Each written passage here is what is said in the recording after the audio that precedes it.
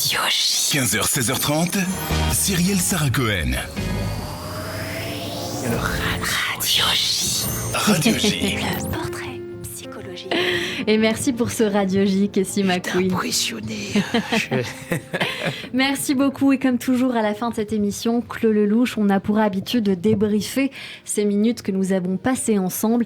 Et tout de suite, c'est donc votre portrait vu par la merveilleuse Judith Cohen-Solal. Bonjour Judith. Bonjour Cyrielle, bonjour Claude Lelouch. Bonjour. Eh bien, c'est un sacré défi quand même de faire le portrait de Claude Lelouch, d'autant plus que je dois le faire à partir de tout ce qui s'est dit dans cette émission. Et vous avez dit beaucoup de choses et c'est merveilleux. On a l'impression que vous êtes en capacité d'avoir un certain recul et un regard sur vous, ce qui fait que vous êtes un très bon analyste de vous-même. Donc, vous avez déjà fait un premier portrait. Alors, je vais essayer d'en faire un autre à partir de ce que moi j'ai entendu. Et d'ailleurs, vous le dites, c'est très important. La musique est très importante pour vous. Elle ouvre à l'inconscient, j'ai compris ça. Donc il y a quelque chose en commun, puisque la musicalité des mots, pour les psychanalystes aussi, c'est ce qui ouvre à l'inconscient. C'est ce qui permet de voir ce qui n'est pas rationnel, vous le dites, mais qui pourtant a une logique. Et ça, c'est très intéressant. J'ai entendu à travers ce que vous avez dit, ce que je voyais ou ce que j'entendais à travers vos films. Donc on retrouve là dans ce que vous dites. Et en face de moi, je voulais d'abord dire que j'ai un jeune homme de 85 ans. C'est formidable, avec un regard pétillant. Oui, et ça me fait penser à ce petit garçon dont vous parlez. Vous avez dit j'étais très insupportable. Très insupportable, donc on m'a mis dans des salles de cinéma et tout d'un coup j'ai pensé à ce qu'aujourd'hui on critique beaucoup les parents qui, quand les enfants s'agitent dans tous les sens, leur collent un écran devant les yeux et on dit ah c'est pas bien, mais alors là c'est pas un écran, c'est une salle de cinéma tout entière et là ça a donné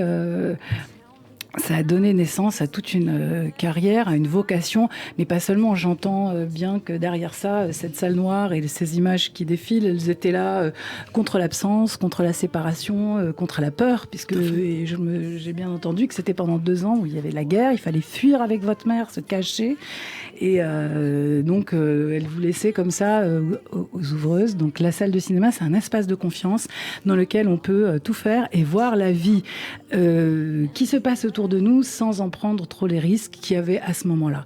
Et c'est intéressant puisque finalement vous êtes d'Algérie, mais voilà que vous avez été projeté dans l'histoire des Juifs d'Europe et on le retrouve justement dans vos films et c'est tellement fort quand vous le racontez.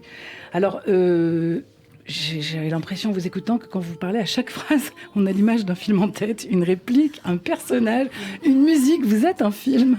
C'est quand même particulier. Votre vie est un film, parce que on a l'impression que vous êtes là et vous disiez tellement de phrases qui pouvaient être les répliques d'un film, tout en répondant à Cyrielle, que vraiment, c'est ce que j'ai ressenti. Et alors, votre vie que vous offrez et que vous partagez avec nous. Je sens qu'il y a beaucoup de générosité chez vous. Votre attaché de presse que j'ai vu là, à côté, m'a dit... c'est un homme de plusieurs vies, puisqu'il caractérise sa générosité. C'est vrai qu'on sent ça, parce que vous êtes là, entièrement là.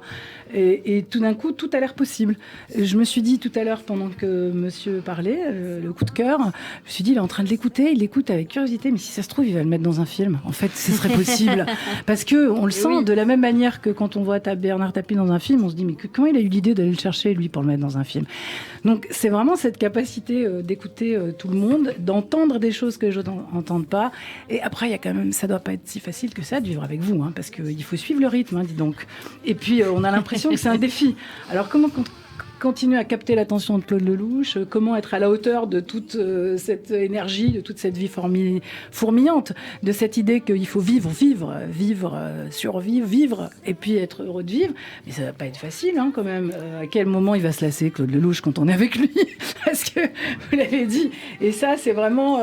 ça doit pas être facile, pas être simple, alors que vous avez ce sens de la filiation, de la transmission, très important pour vous de transmettre, on le sent. Et alors, comment ne pas penser? J'ai pensé dans un premier temps que tous vos films, ça donnait quand même une forme d'épopée, une odyssée. Alors je me suis dit, est-ce que c'est Ulysse qui nous parle de ses rencontres, de ses amours? Et après, je me suis dit, non, c'est Jacob. Jacob, d'abord parce que le rêve tellement important pour vous, ce rêve qui est constitutif, qui est une scène de film, le rêve de Jacob, qui va déterminer tellement de choses. Et vous parlez beaucoup des rêves dans ce que vous avez dit ici. C'est très important. Vous dites que c'est quasiment prophétique. Vous dites qu'il faut toute une vie pour rencontrer Dieu, mais on dirait bien que vous l'avez rencontré, que vous lui parlez. Et puis il y a cette sensation d'un patriarche, un jeune patriarche. Les patriarches n'ont pas d'âge, mais qui nous donne à lire l'histoire, qui donne un sens au fil des événements. Vous nous parlez d'amour, de transmission, d'histoire des générations, l'histoire individuelle rencontre toujours la grande histoire, l'actualité.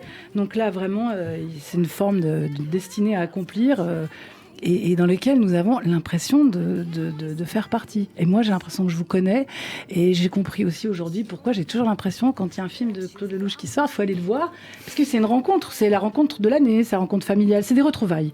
C'est pour ça que je pensais aussi à l'Odyssée. Parce que j'ai envie de dire, c'est toujours un film nouveau et à la fois c'est le même film. Vous avez inventé les clips, mais je pense que vous avez inventé les séries. Mais les grandes séries au fil des années. Et c'est toujours tellement merveilleux de vous rencontrer. Et j'étais ravie de vous rencontrer pour de vrai avec ce regard qu'on ne voit pas dans les films, même si on le sent. Puisque malgré le média de la caméra, on pourrait dire que vous n'êtes pas en mesure d'être toujours en direct, donc il vous faut la caméra entre vous et les autres. Mais j'ai l'impression que vous mettez la caméra plutôt au service de ce regard que vous offrez à tout le monde. Merci. J'ai bien fait de venir aujourd'hui. Eh bien oui. Parce que j'en ai pris plein les moustaches. Merci beaucoup Judith Cohen-Solal, notre Merci. psychanalyste sur Radio J.